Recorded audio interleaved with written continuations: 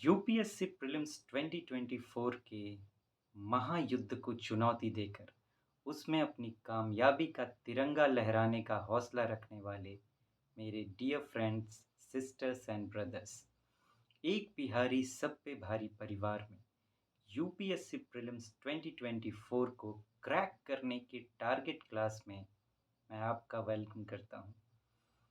Friends, सबसे पहले मैं आप उन सभी सिस्टर्स एंड ब्रदर्स को कॉन्ग्रेचुलेट करना चाहता हूँ जिन्होंने ये ठान लिया है कि उन्हें इस बार के यूपीएससी प्रीलिम्स में बैठना है, यूपीएससी प्रीलिम्स 2024 को चुनौती देनी है। फ्रेंड्स, हम बहुत तैयारी करते हैं और ये सच है कि आप सभी जो हौसला करते हैं कि उन्हें एग्ज़ाम में बैठना है, वो बहुत पढ़ाई करते हैं, लेकिन फिर भी जब एग्ज़ाम नज़दीक आने का होता है तो हमारे अंदर एक डर सी आने लगती है, एक घबराहट सी आने लगती है और दिमाग में कुछ यूँ चलने लगता है कि पता नहीं क्या होगा।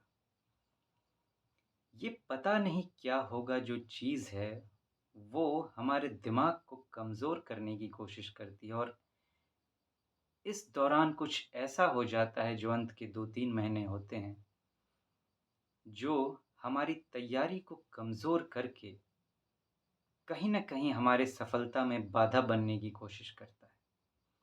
अगर आपने भाग मिल्खा भाग फ़िल्म देखी हो फ्रेंड्स, तो मिल्खा सिंह जी ने बहुत दौड़ने की प्रैक्टिस की।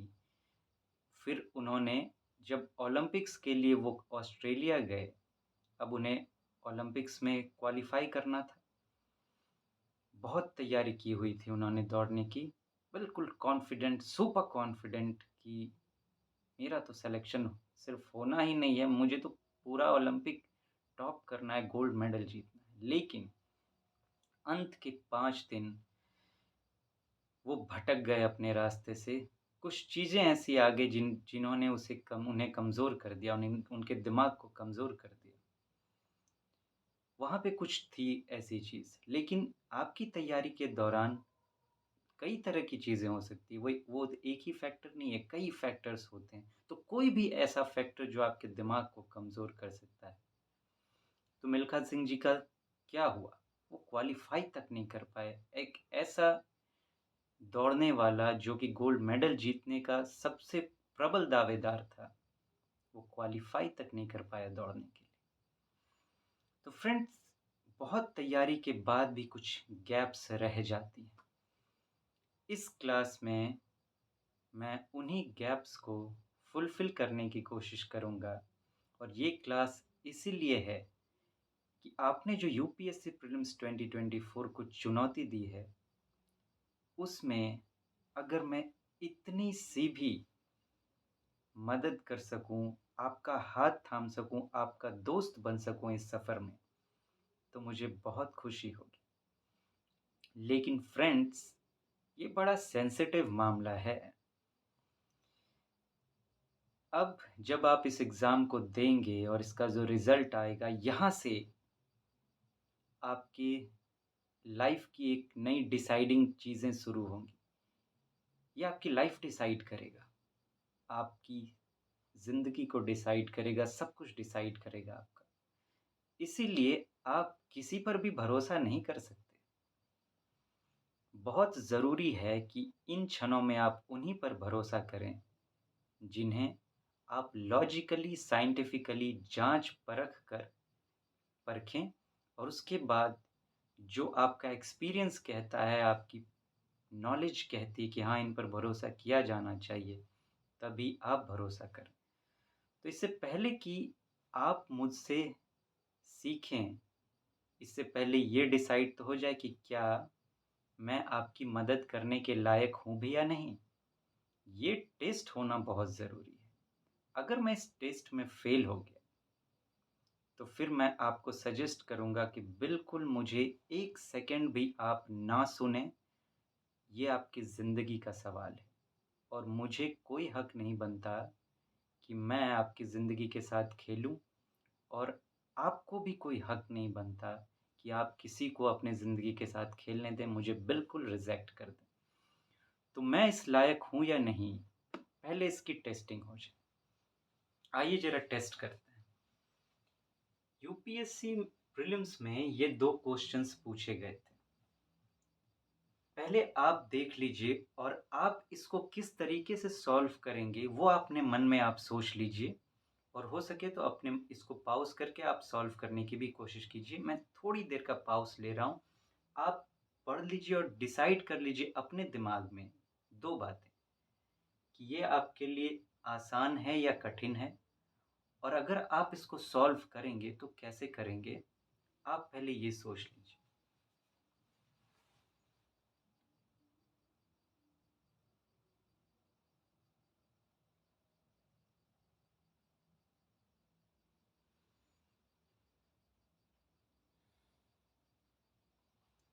ये जो 2 क्वेश्चन है फ्रेंड्स, ये ऐसे क्वेश्चंस में हैं जिन्हें यूपीएससी प्रीलिम्स के टफेस्ट क्वेश्चंस में माना जाता है।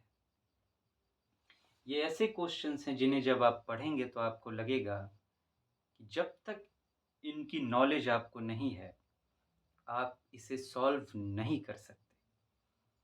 अब आइए फ्रेंड्स, मैं इन्हें सॉल्व करने की कोशिश करता हूँ,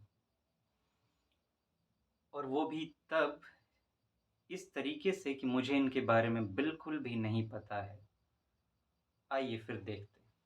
पहला क्या है? In India the use of carbofuran, methyl parathion, phorate and triazophos is viewed with apprehension. These chemicals are used as। Bharat में ये जो 4 केमिकल्स हैं, उनके यूज को, उनके इस्तेमाल को आशंका की नज़र से देखा जाता है। ये केमिकल्स किसमें यूज होते हैं, ये 4 ऑप्शंस दिए गए हैं। इन केमिकल्स को किस नज़र से देखा जाता है? आशंका की नज़र से। अब अगर आशंका की नज़र से देखा जा रहा है, तो आशंका की नज़र से देखा कब जाएगा? इस सिर्फ इस शब्द के मतलब के आधार पर हम इस क्वेश्चन को सॉल्व कर लेंगे। आशंका की नज़र से देखा जा रहा है, तो कुछ ऐसा ढूंढते हैं जो आशंका, जिस पर सबसे ज़्यादा आशंका की जाती है, जो भी है लाइफ में, जो है हमारी, जिस पर सबसे ज़्यादा आशंका की जा सकती है, जिससे यूं कहिए कि जिससे अब आशंका की उस पर होगी जिसका प्रभाव सबसे ज़्यादा पड़ेगा। तो एक ऐसा ऑप्शन ढूंढते हैं जिसका सबसे ज़्यादा नेगेटिव प्रभाव पड़ने वाला है, उसी से तो आशंका होगी ना। आशंका किस पर होती है? नेगेटिव चीज़ों पर। पहला, पेस्टिसाइड्स इन एग्रीकल्चर। एग्रीकल्चर जो है, खेती में पेस्टिसाइड का इस्तेमाल, कीटनाशकों का इस्तेमाल, अगर इनका इस्तेमाल एग्रीकल्चर में हुआ, तो एग्रीकल्चर से आप जानते हैं फूड क्रॉप उगाए जाते हैं, जो कि पूरा देश खाता है, पूरा भारत देश। तो अगर एग्रीकल्चर पर कोई प्रभाव पड़ेगा नेगेटिव, तो उसका प्रभाव पूरे भारत पर पड़ेगा, पूरे भारत पर नेगेटिव प्रभाव पड़ेगा उसका। तो इसका इम्पैक्ट इतना बड़ा है। अब देखते हैं क्या इससे भी बड़ा किसी का इम्पैक्ट है। प्रिजर्वेटिव्स इन प्रोसेस्ड फूड्स। अब कुछ फूड को प्रोसेस किया जाता है, जैसे टोमेटो का टोमेटो केचप बना लिया गया, तो वो प्रोसेस्ड फूड्स हैं। और हम अच्छे से जानते हैं कि प्रोसेस्ड फूड में केमिकल का यूज़ तो होता ही है, तो वो एक्सेप्टेबल है, कि उसको एक्सेप्ट हम लोग कर लेते हैं कि अरे उसमें तो इस्तेमाल होता ही है। प्लस प्रोसेस्ड फूड कितने लोग खाते हैं? बहुत कम लोग खाते हैं। अगर मैं टोमेटो केचप की ही बात करूँ, तो कितने लोग खाते हैं? कोई गरीब कितने हैं भारत में, कितने गरीब खाते होंगे? तो इस पे अगर इनका यूज़ होगा तो उतने लोगों पर प्रभाव नहीं पड़ेगा। फ्रूट राइपनिंग एजेंट, कि कच्चे फलों को पकाने के लिए इनका इस्तेमाल होता है, इन केमिकल्स का।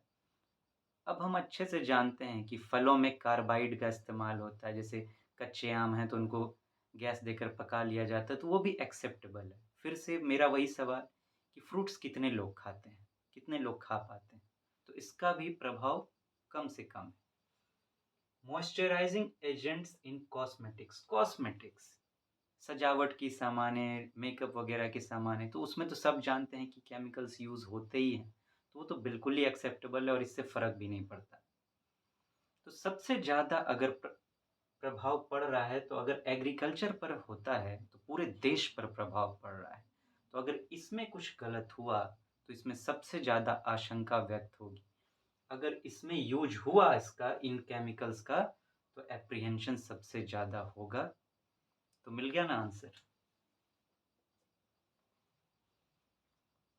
नॉलेज की ज़रूरत पड़ी क्या? अब आइए इसको भी देख लेते हैं। Recently, there was a growing awareness in our country about the importance of Himalayan nettle, Gigardenia diversifolia. इन नामों से कंफ्यूज ना हो, इसी का दूसरा नाम, because it is found to be a sustainable source of. Himalayan nettle के बारे में पूछा गया है कि ये जो हिमालयन नेटल है, ये किसका सोर्स है। इसे भी आप देखेंगे तो लगेगा कि तो जानना जरूरी है।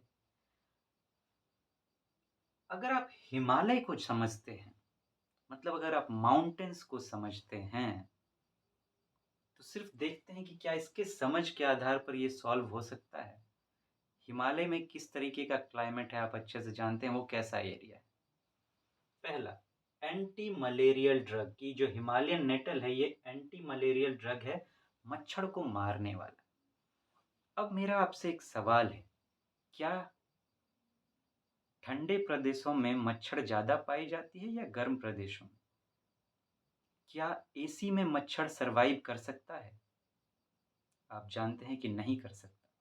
मतलब ठंडे क्षेत्रों में मच्छर बहुत कम होता है।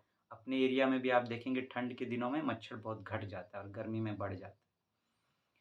तो अगर ठंडी जगहों पर मच्छर ज़्यादा होते ही नहीं हैं, तो फिर हिमालय में जो हिमालयन नेटल होगा, वो उसका इससे क्या संबंध?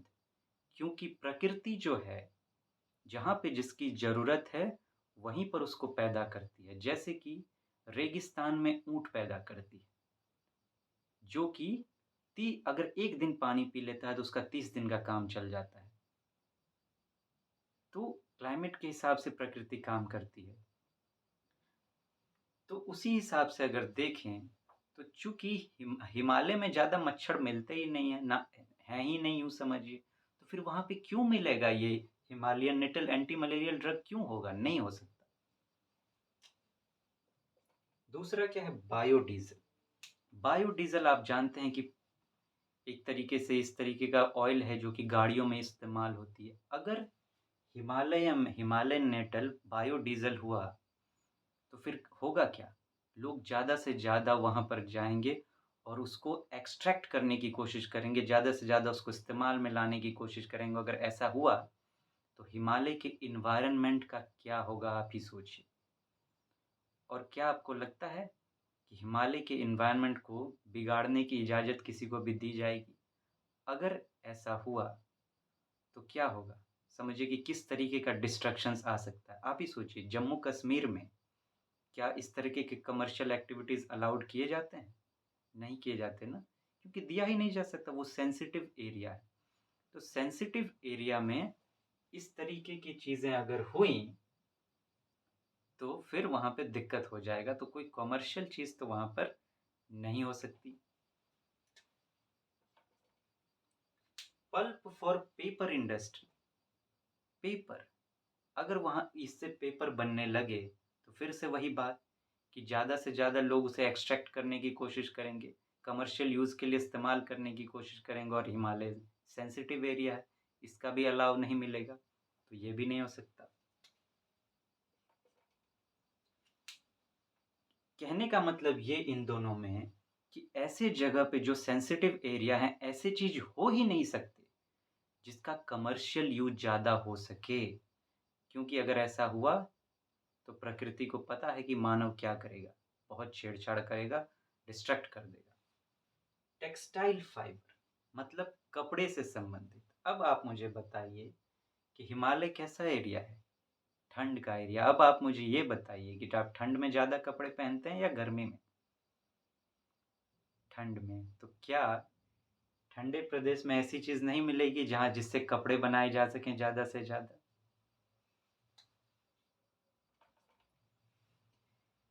अब अगर आपको लगता है कि मैं आपको आपकी कुछ हेल्प कर सकता हूँ, मैं कंट्रीब्यूट कर सकता हूँ आपके सक्सेस में, तो आप मुझे सुनें, वरना ना सुनें। बिल्कुल आप मुझे छोड़कर अलग हो सकते हैं। फ्रेंड्स, एक जाते-जाते मेरा सवाल आपसे फिर से ये है कि आपको 100% यकीन क्यों नहीं होता कि आप इस एग्ज़ाम को यूपीएससी प्रीलिम्स 2024 को क्रैक कर सकते हैं? क्या ऐसा कोई शंका आपके मन में है? आप इस पर विचार करें। हम लोग फिर मिलेंगे। Thank you so much.